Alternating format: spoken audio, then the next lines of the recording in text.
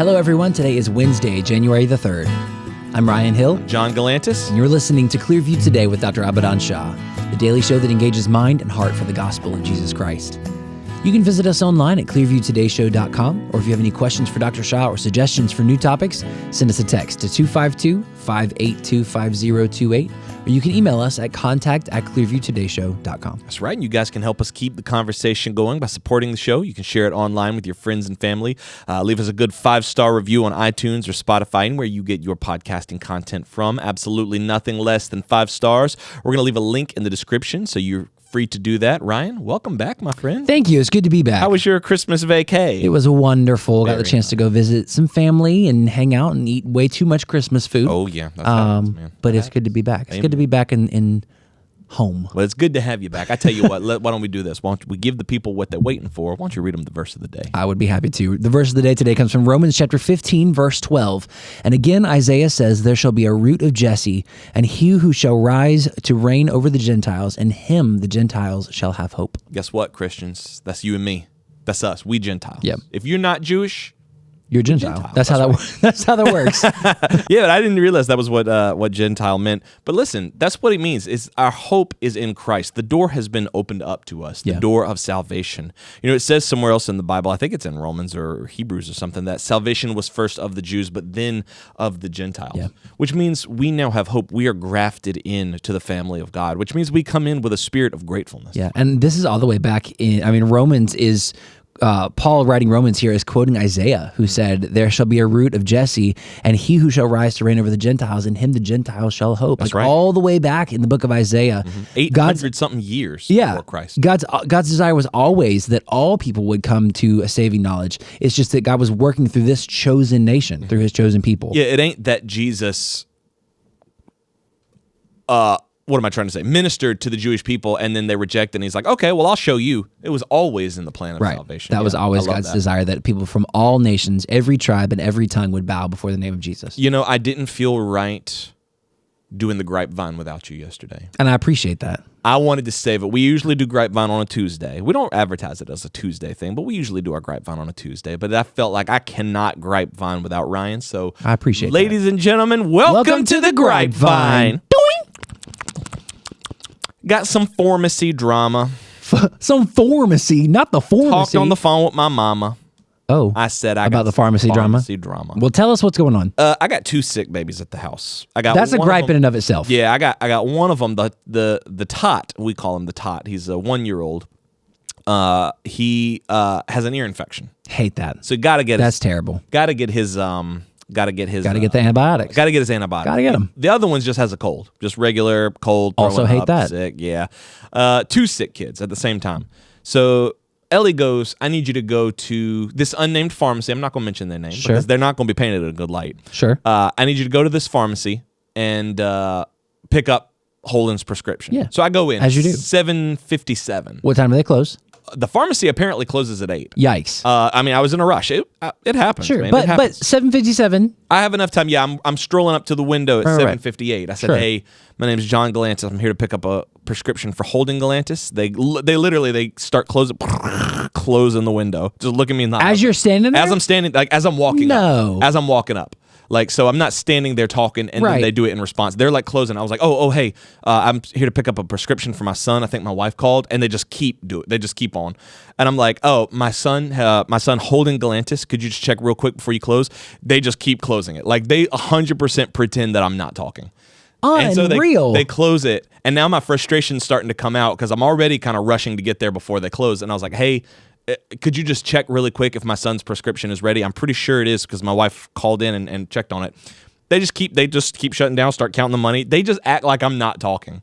Now, one of our church members works behind the counter, so I was like, I can't go off. In the pharmacy? In the pharmacy. No, not in the pharmacy, at the front desk. Oh, gotcha. At the front desk. It just works. I think typically pharmacies like that are it's sort of like a different department, self-contained. Yeah, because I used to work at a grocery store and they had a pharmacy in there, and it was completely different. We didn't, it was just housed in the grocery store or whatever.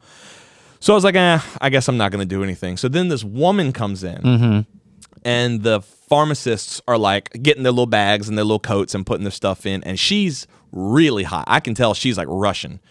and she's asking him to do it, and I'm like tuning out. I'm like, you know what? I'm not even going to worry about what's going on there. I get my little over-the-counter Tylenol for children. I go get me a little bottle of water. I'm at the cash register, and I'm talking to this church member who's the cashier there, and this woman goes off. On the pharmacist. She goes off on the pharmacist. Oh my and I'm not going to gosh. say, obviously, what she said, because This isn't that kind of radio show. It will not be allowed on the radio. But, man, she went off. And you know what's funny? Is I was, like, patting myself on the back. This kind of is a Jesus juke here a little bit. I was patting myself on the back for being like, you know what? You're a good Christian. You held your tongue and you...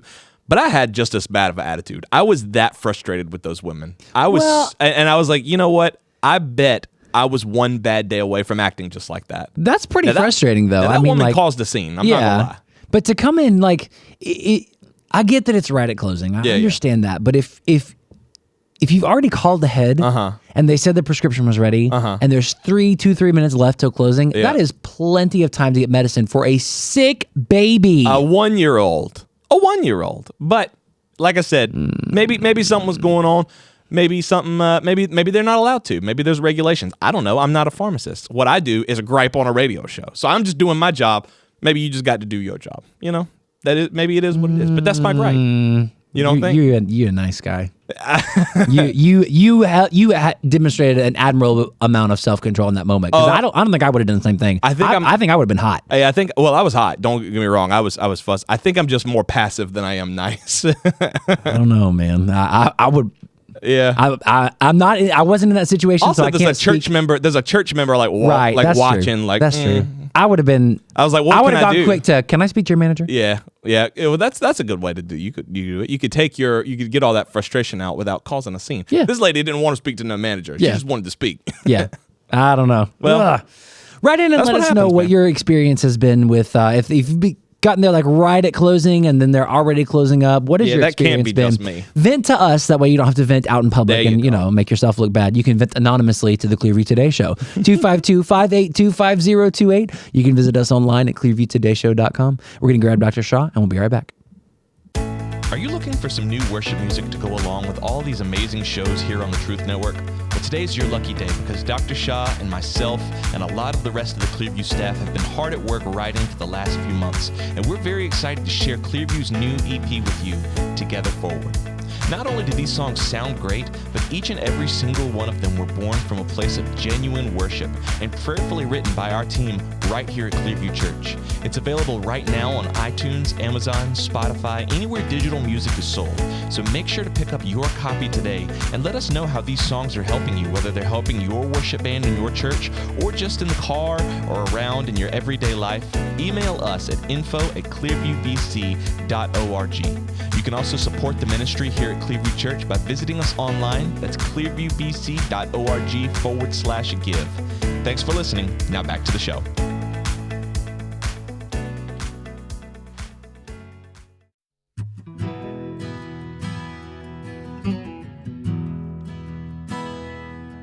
Welcome back to Clearview Today with Dr. Abadan Shah, the daily show that engages mind and heart for the gospel of Jesus Christ.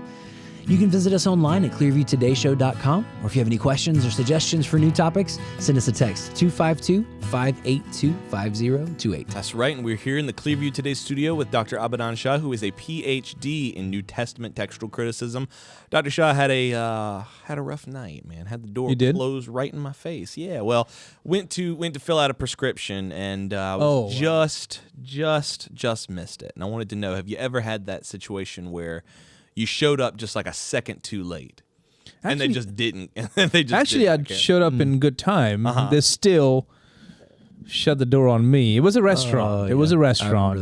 And were we with you? Yes, you were with us. Oh, I know exactly. Yeah. And so we went after a long day. There was a performance. I think it was a practice. Yeah, it was a dress rehearsal for one of our Christmas nights of worship. Big concerts. And so we were like, okay, guys, it's been a long day. Let's go grab something to eat. Then we can go on home. And then tomorrow is going to be a big day. We got a lot of things to take care of tomorrow all day. So let's go and sit down and eat. And we went to this one place that we really like, and we brag on it, and we take people there all the time. I mean, sometimes 2-3 times a week. Yeah. Yep. We went there, and it was not the owners or the main people there. It was somebody else. and the person's like, "Oh, we can't seat you." It's like, but it's like 45 minutes before closing. Right. And they're like, "Oh, well, something." And I was like, "Guys, let's just go." Yeah. And I walked away. And it happened one more time after that. More than once? Yeah, it happened more than once. Oh, my Same place? goodness. Same place. Oh no. So I didn't go back for like good 4, 5, 6 years. Yeah, that's that'll big do it to you, Yeah, no. at least 4 years. That'll I do would it say 4 years, until I ran into the owner at some other place, and he and I were talking, and he said, "I haven't seen you in a while." I said, "Well, I hate to even tell you this, but this happened." I explained to him. He said, "I am so sorry. I am so sorry. I didn't know that. Would you tell me who that person is?" I said, "I don't want to do that because I don't want to get that person in trouble." Yeah. I said, "But at least you know now, so you can work on it." But anyways, yeah. Well, Ooh. think about this. Because of that experience, that business grew. Yeah. Oh, That yes. business grew. Yes, they did. Because I have noticed, because we've been back several times since, and I've noticed that the food is better. Oh, yeah. The service is great. Yep. And that because The person of is still there, that, that's true. but Yeah. That's true. it's going to be our little secret. That's just That's between right. us. That's just between you, me, and the Clearview today. You know, we know, and you know that we know, and we know that you know that we know. That's right. But we're not going to do anything because we don't want anything bad to happen to anybody. That's and you know right. what that is? Personal growth. That's growth, and I love that. That's for right. me. That's right. I love And that. I love that for me. I love that for us. That's what we're talking about as we head into 2024. You know, we're 3 days in 2024. And our theme here at Clearview Today, first of all, great to be back with you guys today. Yes. Listen to the Yes, of listen to the course. episodes. They were wonderful. Miss being here, but glad to be back in the studio with you guys. Especially as we're talking about something as important as this, growth. You know, that's every year here at Clearview, we meet together as a team and we set a theme for ourselves, for our church, for the upcoming year. What is our focus going to be? What do we feel like God is calling us to do? And this year for us is about growth, is about progress. Absolutely. And for so many people, that is kind of the undergirding of their New Year's resolutions. So I want to grow as a person. I want to progress in my health journey or my wellness or my even walk with God. And so how do I do that? What are those initial steps? What does that look like? What does progress or growth look like for me as an individual? I remember thinking in my early 20s when I met you. I met Dr. Shah when I was 21, and I remember thinking that by the time your 20s, of course, are a time for growing. Yeah. But once you get to your 30s, once you're like 30, 31, 32, you're done growing. You're an adult. Now you're a full-fledged adult. And so now it's 30s to death. But it just does not. Grim outlook. No, what I mean is like 30s. No, I understand what you're you're the same person in your 30s as you are when you're an old person, you know. That category, 30s to death, just made me laugh. Yeah. Sure. So I want us to go to the Gospels, especially Gospel of Mark, chapter 2, because there's a situation that takes place in Jesus' ministry where we understand what it means to truly grow up or to know the time has come for us to grow up. That's right. And this is when the disciples of John and of the Pharisees were fasting. And they came to Jesus and said, "Why do the disciples of John and of the Pharisees fast, but your disciples do not fast?" What a tattletale. Not following the rules. Yeah, why are your disciples not as spiritual? And Jesus said to them, "Can the friends of the bridegroom fast while the bridegroom is with them? Got him. Got him. As long as they have the bridegroom with them, they cannot fast. But the days will come when the bridegroom will be taken away from them, and then they will fast in those days."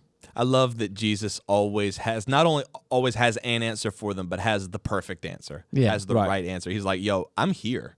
Like, they're not fasting while I'm here. Right. I mean, if you have kids or grandkids 1 or 2 years of age, how do you react when they take their first step? Oh, yay! Yay! How about when they're 10 to 20 years of age and they still want you to clap for them every time they get up? Yikes. Now, He's unless like, where's my applause? Those are the ones that walk through the door and you're like, oh, here they come again. Yeah. Okay. unless there's some medical reason or whatever that is hampering their mental or emotional growth, we're not making light of that. It's not the same anymore. You do sort of see that in like younger kids though, because like like Holden, he's not taking his first steps yet, but he's close. Yeah. Yeah. And so he'll let go and kind of wobble, and then me and Ellie will be like, "Yay!" Yeah. And then Gavin, our 3-year-old son, he'll be like, "I want some of that." And he's like, like trying to, because he's like he wants that applause too for very basic stuff. Like, okay, bud, you're 3. What are you Like doing? that. Like, You're done. We gotta have you do like other things, like, well, why don't you recite your verse? Yeah, Rawana? amen. Then you we're get some gonna applause. clap for you. That's right. Now, most Christians are 10 to 20 years or even more in their faith, but they still act like they are 1 to 2 years of age. And they still want you to clap for them when they spiritually stumble from the coffee table to the couch, and they still want you to call them cute when they make spiritually funny faces. Yeah. Oh, wow, look at that. Yeah. Oh, my goodness. That was so great. It's so Put good. an Instagram picture of them praying over the family meal, and it's like, oh, Yeah. does my heart good? Likes and comments. Yeah. And in hearts. fact, they question your spiritual growth because you can walk without stumbling and have better control over your taste buds, right? Yeah. So here's the thing. We're going to see in this passage how the disciples of John and the Pharisees were shocked that Jesus was eating and drinking at Levi, Matthew, the tax collector, along with sinners instead of fasting and keeping all the Jewish laws of purification and separation like them. So they came and asked him, why do the disciples of John and the Pharisees fast, but your disciples are not? And Jesus' reply was, I would say, earth-shattering. Oh, yeah. Yeah. So let's look at that reply, Let's do it. because it can be divided into 3 parts. The first part is Jesus was telling them it's time to celebrate. Yeah. I feel like this is an immediate moment of being uncomfortable for many Christians. Just the idea of celebration and fun and in general Right. is like, we should be somber. We should be serious. We should be just kind of like, Yeah, wasn't morose. that the whole point of fasting?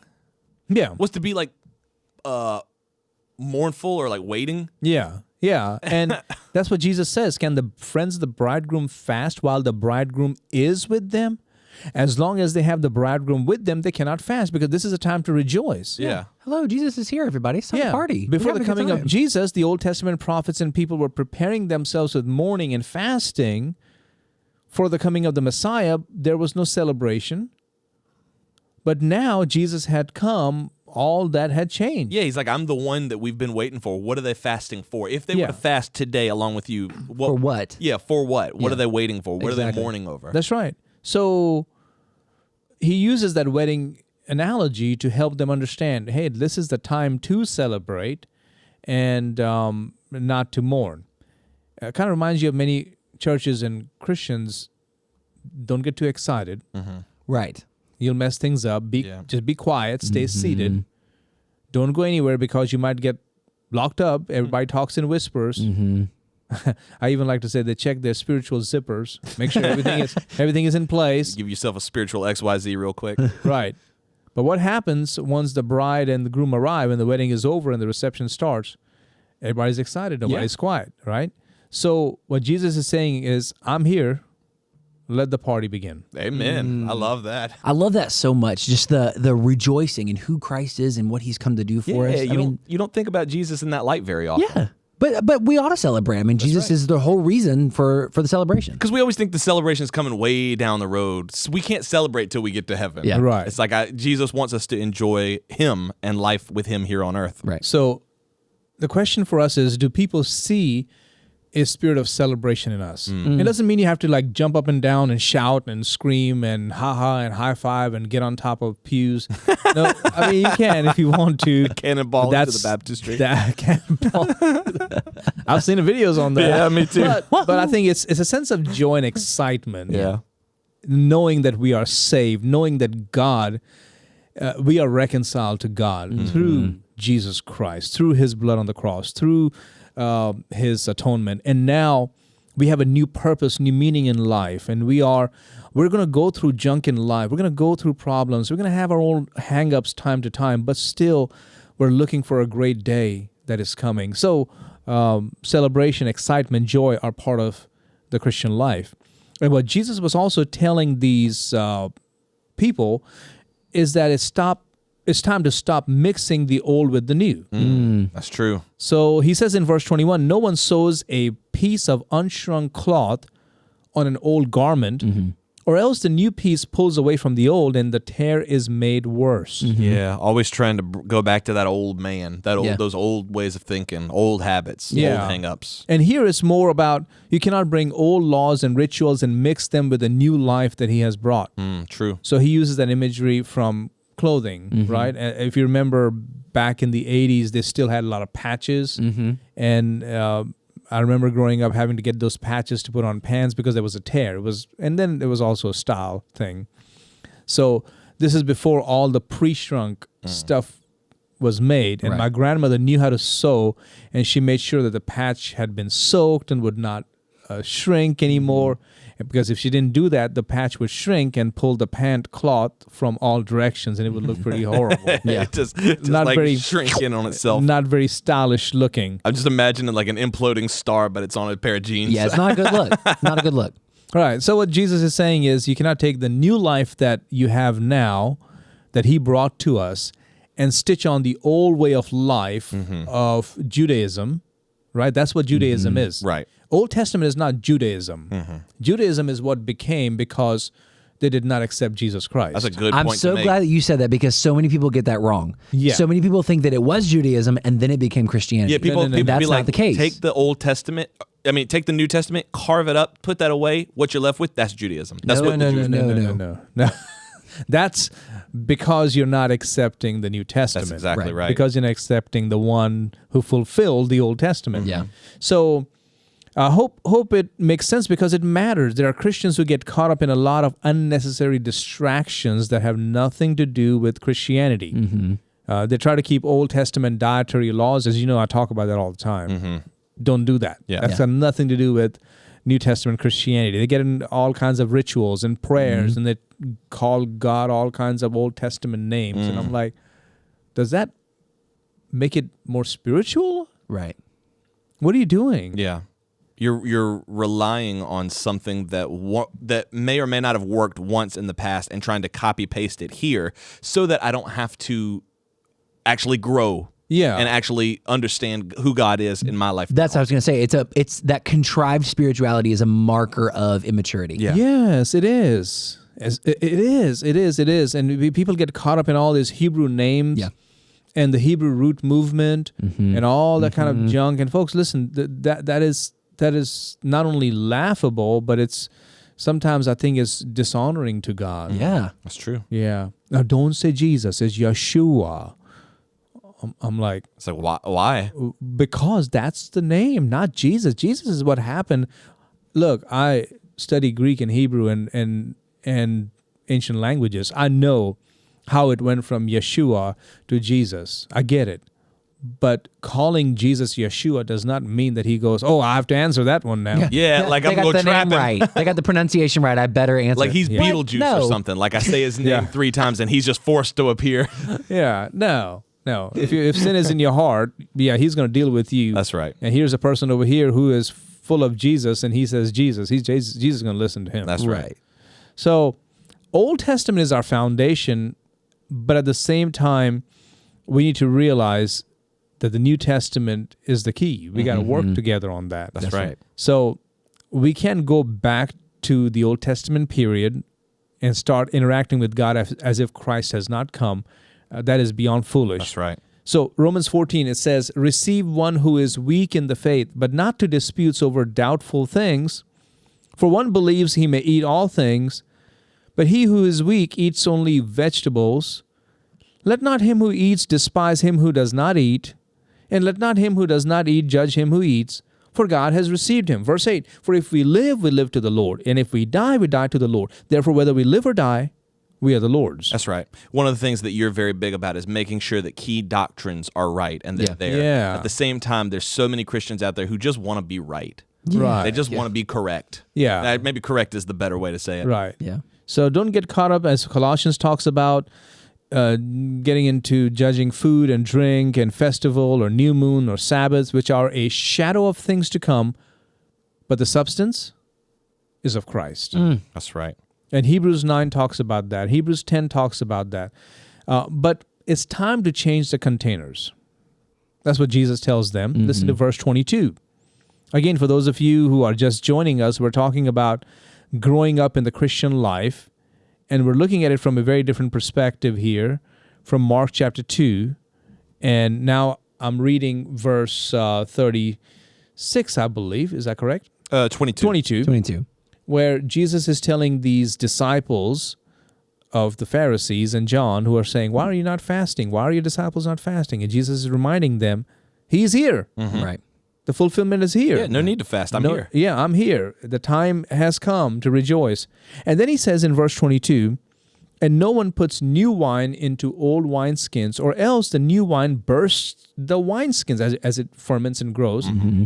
The wine is spilled and the wineskins are ruined, but new wine must be put into New wineskins. wineskins. Makes sense. But we still got some big problems with it. Still get it twisted in the spiritual life, apparently. Right. That's right. The container of the truth has to change. Yeah. I mean, like at Clearview, we like traditional things. Mm-hmm. We do. We have stained glass and we have, scripture reading and all that kind of stuff. We do. We have communion every 6 weeks or whatever. We make sure things are done very properly. Having said that, we also have new songs. That's right. We have contemporary worship. Mm-hmm. And that does not make us less spiritual. Right. I believe it's actually beautiful to see a new song unto the Lord. Because the one thing that's not changing is the truth that you're preaching. Right. Your preaching is not some new, fun, inventive, creative theology, some new doctrine that's going to just change the game. Yeah. It's the same thing that it's been for 2,000 years since Jesus preached it. Right. We still hold to the inerrancy of the Word, Mm-hmm. the Scriptures, the doctrine of the Trinity, the salvation by grace through faith in Christ alone, literal heaven and hell. We still believe in Jesus Christ being fully God, fully man. I mean, my list can go on and on. Mm-hmm. Having said that, it is great to see new things happen Yep. without compromising our core doctrine. That's right. That's right. And that's a mark of growth. Oh, yes. That's right. That's a mark of growth. And that's the goal, and it should be the goal of any church, is Yeah. growth, is personal growth, progress. Yeah. And that's become our theme this year. That's right. It's all about growing in your understanding of who God is and of what that means for you as a believer and what that means for you in a ministry context. If you're involved in ministry, if you're involved in the church, it may be that if you feel stagnated or if you feel like, we're struggling with this idea of celebrating with Christ's presence, maybe it's time to grow up. It's time to develop some spiritual maturity. That's right. It's so important for us, especially as we're headed into the new year. If you enjoyed today's topic, if it was helpful for you, if it helped you as you're heading into the new year, develop that sense of spiritual maturity, write in and let us know, 252-582-5028. Or you can visit us online at clearviewtodayshow.com. Don't forget, you can partner with us financially. Become part of our Clearview Today Show family as we seek together to impact the nations with the gospel of Jesus Christ. That's right. And before we close, I do want to read this verse. David, our engineer, actually just sent this from the back. It's a verse that says, "Therefore the law was our tutor to bring us to Christ, that we may be justified by faith." Amen. Purpose Perfect. in everything. It leads us to maturity. It's not the end-all, be-all, but the law leads us to Christ. That's right. So important for us. As we close, I want to remind you guys, head over to mightymuscadine.com and check out their line of products there. Wonderful products for you, for your wellness, especially as you're headed into the new year. Make sure you use the promo code TODAY, that's TODAY, for a discount on your purchase, as well as a portion of that purchase coming right back here to the Clearview Today Show. John, what's coming up tomorrow? Well, we're talking about growing, right? And so one of the things that we grow in is our prayers. As we grow spiritually, our prayers start to grow as well. And it's Or it weird oughta. because, beg pardon? Or it oughta. They oughta. It ought to. Oh, it oughta. It I was ought like, to. It should. I was so lost. I was like, oh, oughta. Couple of Corey Vandam on point? That's what I was like. Okay, yeah, or it oughta. Yes. How do I close this episode? Listen, Otter. as You're you otters. as you grow, so also will your prayers grow. Join us tomorrow. We're going to talk about it here on the Clearview Today Show. We love you guys. We'll see you tomorrow on Clearview Today.